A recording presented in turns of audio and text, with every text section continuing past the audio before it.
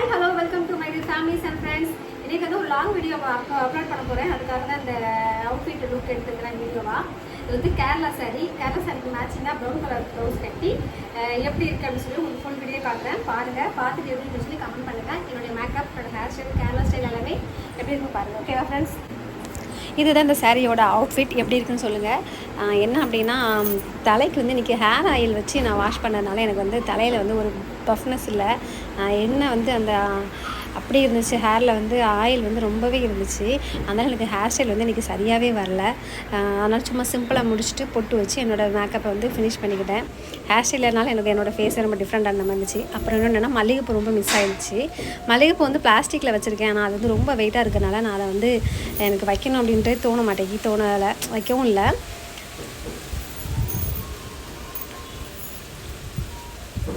அப்புறம் பார்த்திங்கன்னா, இந்த பேக் பார்த்திங்கன்னா என்னுடைய பையன் வாங்கிட்டு வந்திருக்கான்.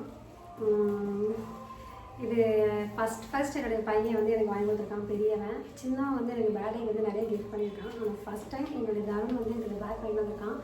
கோயம்புத்தூர் டூர் போயிருந்தான்.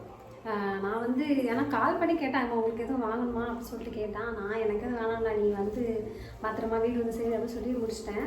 எனக்கே தெரியல, சர்ப்ரைஸாக வாங்கிட்டு வந்திருக்கான். வந்தது காமிச்சது எனக்கு அவ்வளோ ஒரு ஹாப்பி.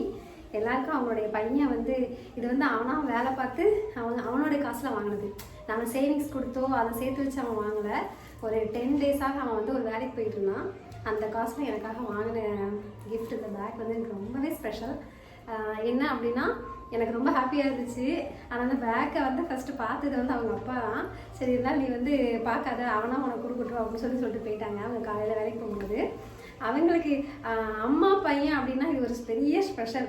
எனக்கு வந்து பொண்ணு இல்லை, எனக்கு 2 பையன் தான்.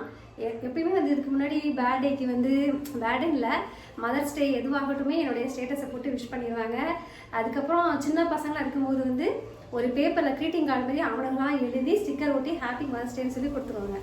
ஆனால் என்னுடைய ஹஸ்பண்டுக்கு வந்து ஹாப்பி ஃபாதர்ஸ் டேக்கு ஸ்டேட்டஸும் வைக்க மாட்டானுங்க. அவங்களுக்கு விஷ் பண்ணவும் ஒரு நாளும் விஷ் பண்ணதும் கிடையாது. அப்போ சொல்லுவாங்க, நீ வந்து பையன் வச்சதுனால எல்லாமே உனக்கு ஃபேவராக இருக்கானுங்க. எனக்கு பொண்ணு இருந்தால் இப்போ என் பக்கம் எனக்கு அவன் இருப்பா அப்படின்னு சொல்லி ஃபீல் பண்ணுவாங்க. அதே மாதிரி இன்றைக்கும் அப்படிதான். உன் பையனோடனே உனக்கு பேக் வாங்கிட்டு வந்திருக்கான். அதே எனக்கு பொண்ணு இருந்தானா கண்டிப்பாக அவன் எனக்கு தான் வாங்கிட்டு வந்திருப்பாங்கன்னு ரொம்ப ஃபீல் பண்ணிட்டு போனாங்க. ஆனால் இவன் சொன்னான், இம்மா அந்த வாட்ச்லாம் வந்து அங்கே ரேட் ஜாஸ்தியாக இருந்துச்சு, நான் அப்பாவுக்கு பார்த்தேன், ஆனால் எனக்கு பைசா இல்லை. ஆனால் அவனுமே நிறைய அவனுக்கு ஷாப்பிங் வந்து ஷூ ட்ரெஸ்லாம் எடுத்துருக்கான். அதனால் அவனுமே பைசா இல்லாததுனால நான் அப்பா கிடைக்கல அப்படின்னா. இருந்தாலும் அம்மா பையன் அப்படிங்கிற ஒரு காம்பினேஷனே வேறு லெவல். எனக்கு ரொம்ப ஹாப்பியாக இருந்துச்சு.